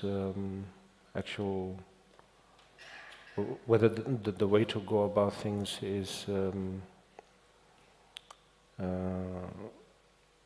what to say, or should be approached in a random way or in an orderly way, It's impossible, yeah. Just like two of the most opposite, what seems like, two opposite ends or extremes, but somehow they find a way that actually, that there is sort of like as if there is connectivity, and that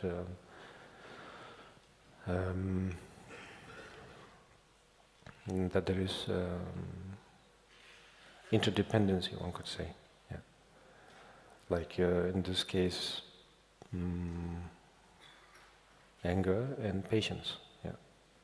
So we can say maybe anger is randomness, and the other patience is sort of like a well thought out plan, But either way, there seems to be like, basically you just cannot separate them, whether there is connectivity or not. You just cannot separate them. So in the same way, we really don't know which comes first, chicken or the egg sort of thing, We really cannot. But by focusing on one, it will automatically suggest the other. Yeah. There is that there is guarantee. It's a matter of time, one could say. Meaning, if one really wishes to practice patience, then it will automatically lead in one way or another to anger. Yeah. That you cannot just hide anger somewhere and develop something independent called patience. Yeah. It's impossible. And as I said yesterday concerning that, then that is just one level of zooming, one level of viewing. Then either we magnify, or if we step back, then we will also see that whether we call patience and anger components, then if they are, then each of them would have so many subdivisions, and so it's just limitless. Yeah, the more you zoom in, you will find another thing, another thing, another thing. That's why it is said that for practical reasons, these 6 perfections or paramitas, starting from generosity all the way to wisdom, it's just roughly, it's been labeled like that, categorized like that, numbered like that, as having 6 components to become a bodhisattva. But just to develop patience itself, actually you need all the others also. Yeah. So therefore all the other 5 perfections are also its components. Yeah. But there is no way of saying, well, are they random or not? Yeah. But it's a matter of taste. Yeah. Well, we've come to the meditation now, and so all questioning privileges are cancelled.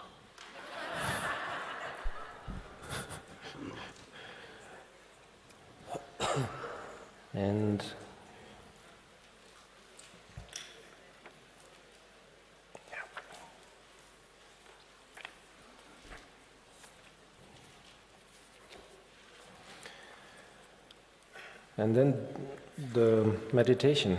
I know that in the past few days, many of you have asked for lungs of various practices, and also today you had also wished to do the King of Aspiration prayers and to do the practice of Bodhisattva vow. And we will all do that.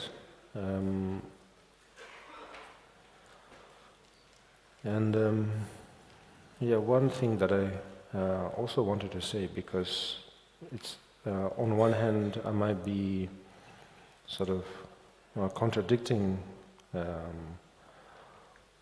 what the traditional Buddha Dharma is suggesting, advising, and guiding, as if I am one rascal or a naughty person just saying nonsense. It's just, on one hand, I was hoping that it will create some fun moments. So it's kind of like more for entertainment sort of thing.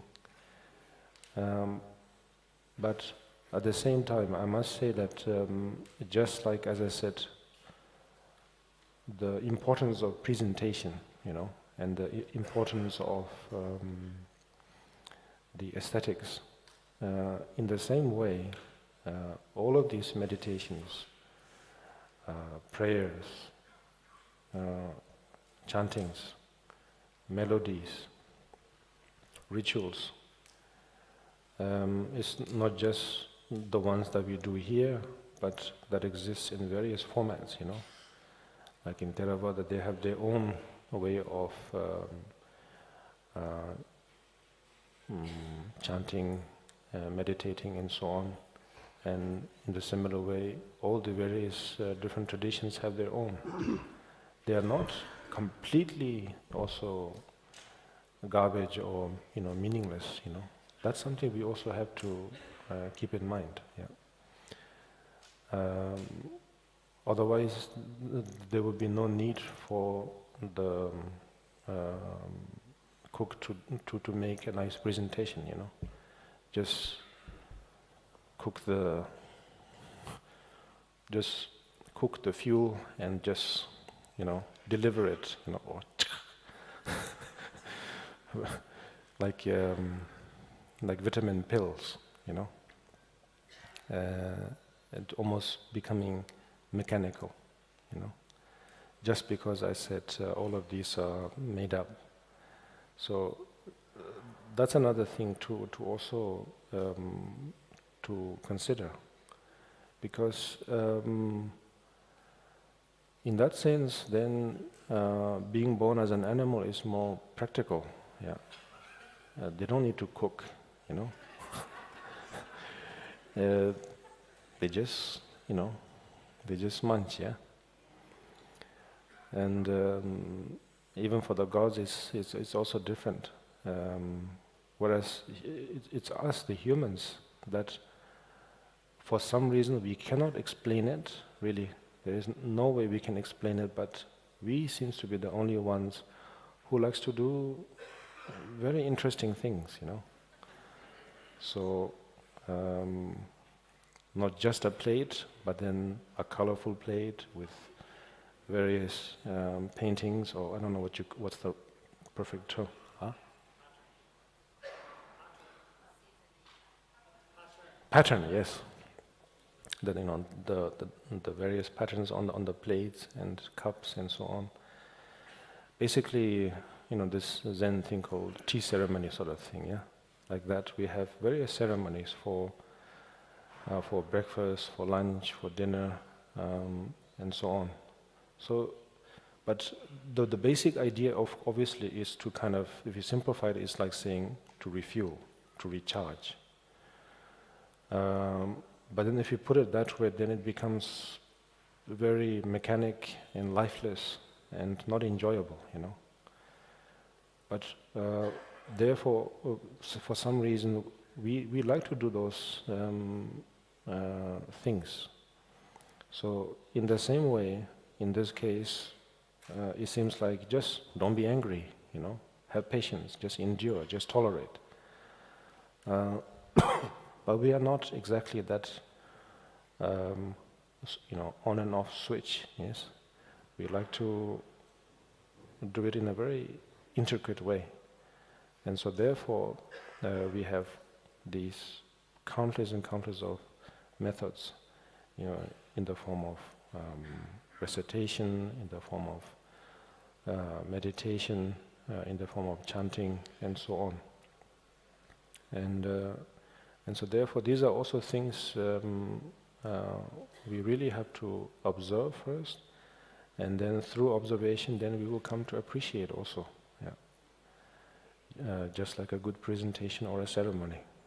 And so in that manner then we think of, for example, we start this by thinking of the Vajradhara and then the all of the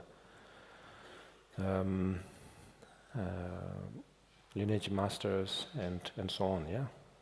So it's not sort of so this is also done just for the, one could say, for the sake of that beauty. Yeah. It's not for the lineage. We are not doing this for the lineage. Or we are not doing to preserve the lineage as if it's a part of the WWF, you know, like like the pandas and so on. But also on the other hand, it has nothing to do with nothing really to do with you know, remembering our ancestors, you know. It's just very simply a way to have a wonderful time, yeah. To recall that, I mean, the Vajradhara is just a symbol, yes, symbol of happiness, and then the rest of the lineage masters are those who found that happiness in a way, or not exactly found, but who gained awareness so that they had a wonderful time. And so therefore we are just only thinking of that, you know. And if you like to think of that as a transmission, you know, if you like to think of it as a succession in the form, you know, of teacher and student, then so be it. Yeah. But besides that, it has no real, how to say, you know, some supernatural torch that is being passed on, and now we have to carry, and you know, we have to find someone. Where are you? You know, I have to give you initiation. You know,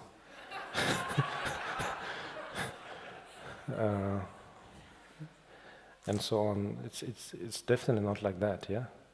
So yeah.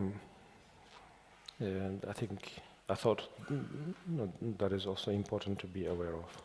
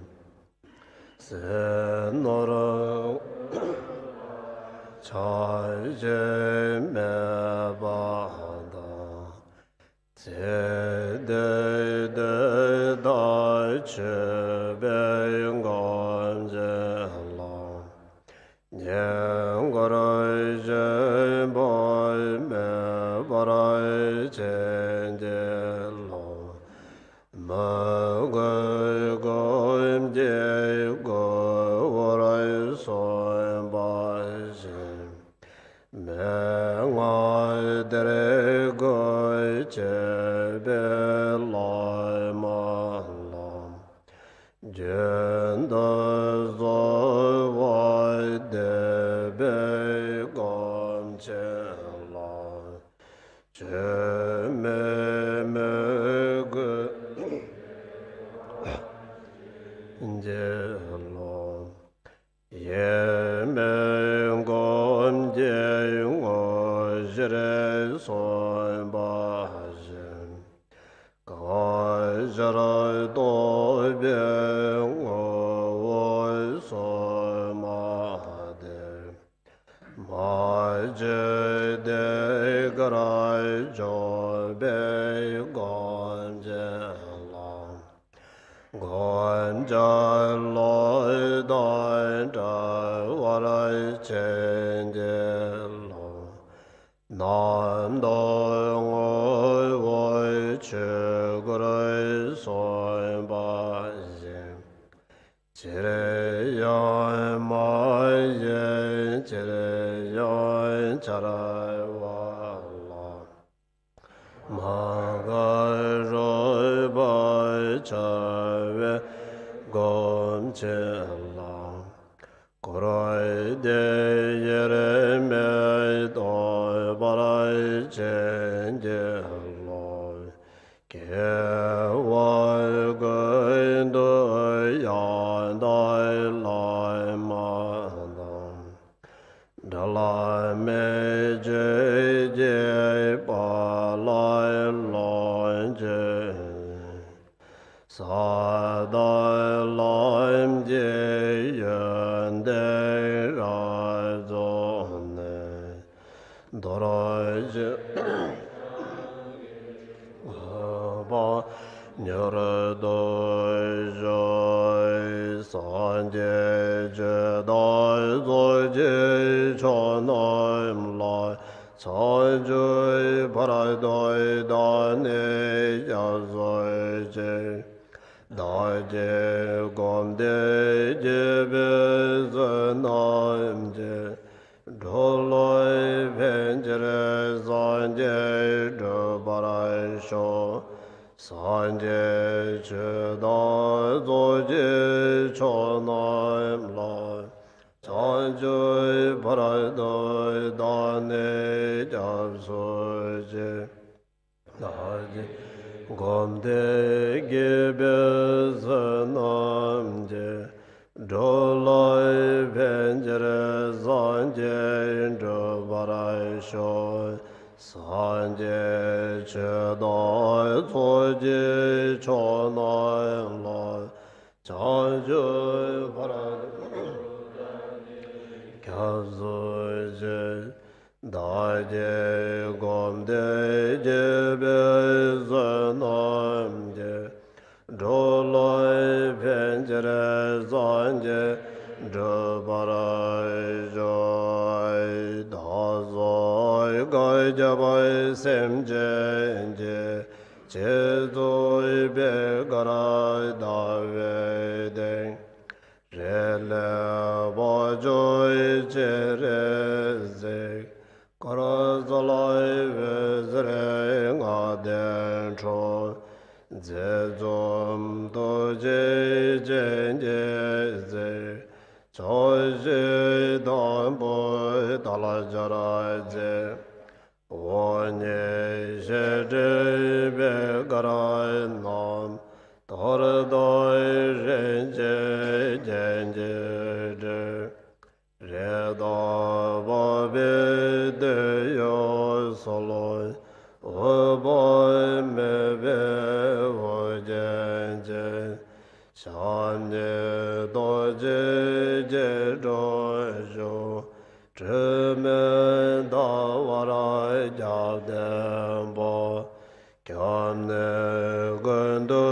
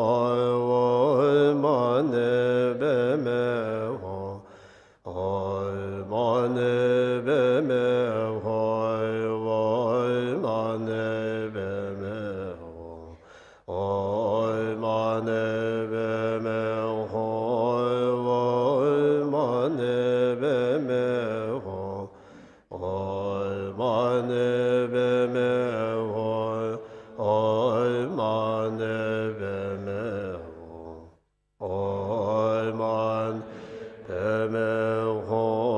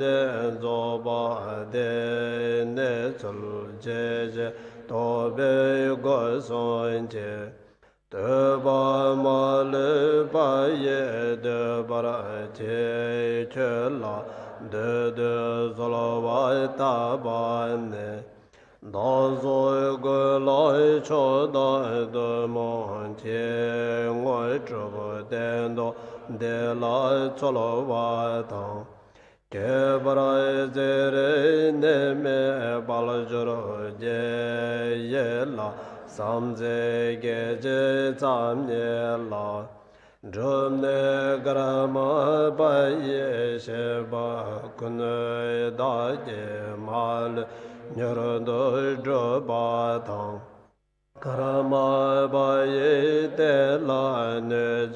namai daji thalawai shendu lobai nubai dodoi nidu zaladu soloi te dara chede tebe jewai Majra Java Semje Damje Kuna Zob Sanje Kubain Toib Chere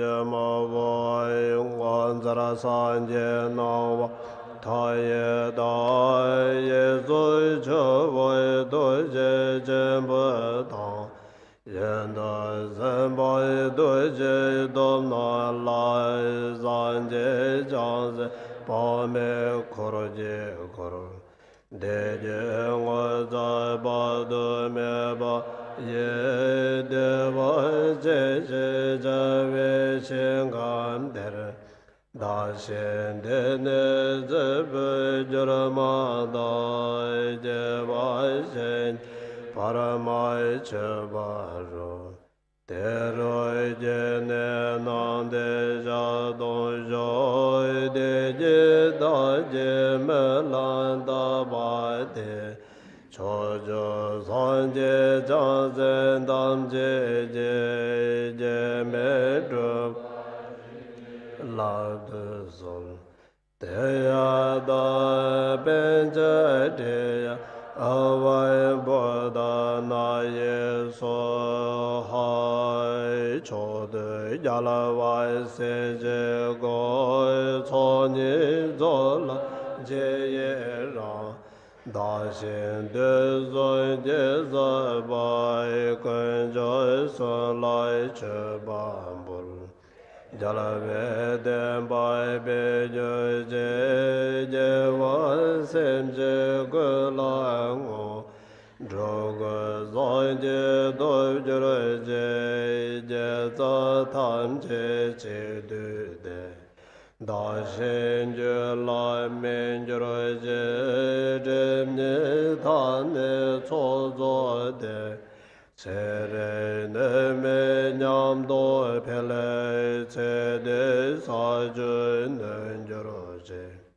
nam she che be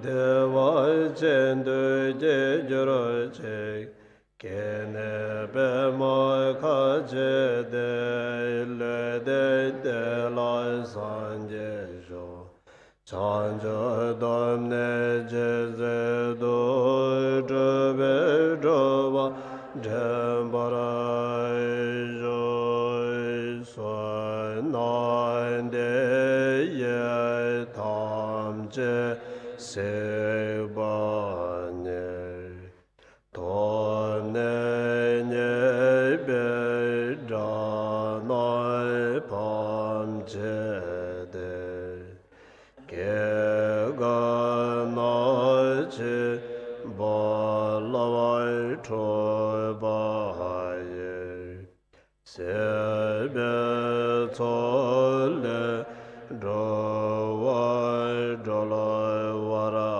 jo cha jo se ne re ne bo je ma ye ba na ke joro je ke ba nya ba me ba ta ko ne go do pe le wa ra sho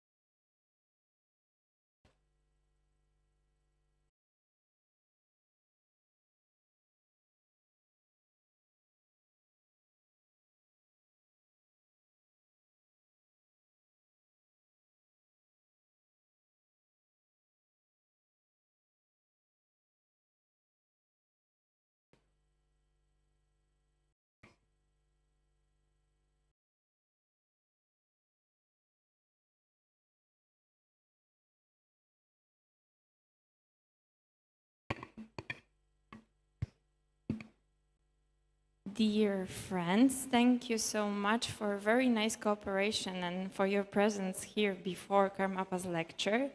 As usual, His Holiness will be here on time. So, just as a kind reminder, please keep to these alleys free so that no one will sit on them. We really need them, even though it may seem like we don't, but we really do. Some technical matters. Few people lost few things. So, if you lost something, we have lost and found box, which is at the information center on the right side, where Karmadiki is, nearby. So, you can try and check if it's there. Some of you lost few smartphones and iPhones. There might be there, but if you will find a phone, like smartphone, iPhone, any type of phone, please leave it there as well, yes? So that the owner can go and peacefully relax and find it over there. At the same time, few people claim that they lost their keys to their rooms, they lost their meditation equipment. All of this, if you will find something in a very strange place, please pick it up and drop it off at the lost and found box so that the owner can easily find it. Yes, so I think there are only 10 minutes left, but probably even 5. So if you know your friends are outside, please come call them inside, because we're just getting ready for the another wonderful session with His Holiness. And of course, as I said before, we cannot wait to see the movie premiere, which will happen in 2 days, on the 9th at 8 p.m., just in front of the Gompa. Yes, thank you so much.